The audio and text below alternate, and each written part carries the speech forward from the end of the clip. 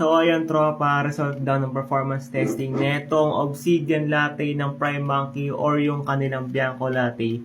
Pero yun nga lang, hindi kasi ako makapag-video since hindi ko matimingan dahil lagi kaming nasa room and wala akong oras makapag-video. So, heto na nga, ang mga verdicts ko, ilalagay ko na lang dito, talagang sasabihin ko na lang kung ano yung totoo.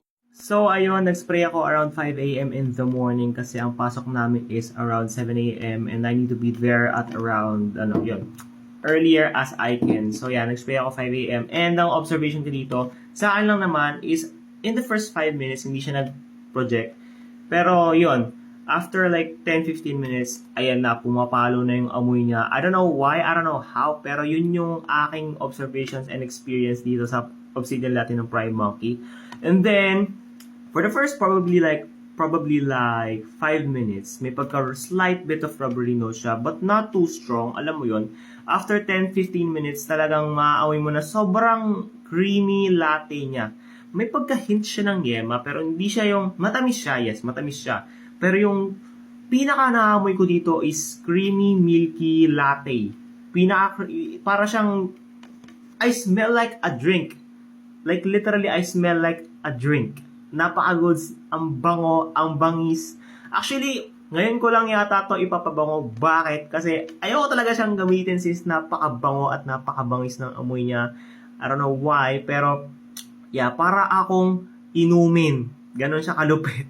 So yun, siguro ang peak projection niya so far is around 1 hour to 1 hour 30 minutes na talagang may alingasaw siya and talagang amoy na amoy mo. Kasi one time, pinalanghap ko sa klase ko since gusto niya umamoy ng pabango nga galing sa akin.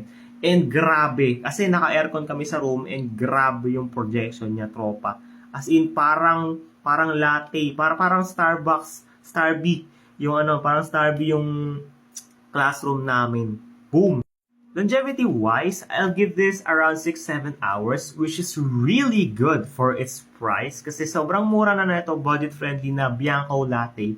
And talagang nagpa-perform siya, nagpa-project, and good sillage din to, tropa. As in, ewan ko, pero yeah, kung gusto mo ng budget-friendly na Bianco Latte, this is the one. This is the one. Perfect fit siya para maging Bianco Latte kung gusto mo maging amoy inumin. Ganon, tropa. But yeah, anyways, to be transparent, hindi ako maglalagay ng basket dito. This is not a paid commission. This is not paid promotion. But yeah, this is just pure satisfaction and talagang nagustuhan ko tong Bianco Latte or yung Obsidian Latte ng Prime Monkey. Napakabango niya, men. Performing and talagang projecting. Kung gusto mo mag-amoy inumin, talagang yung lalafang-lafangin ka, men, Obsidian Latte ng Prime Monkey.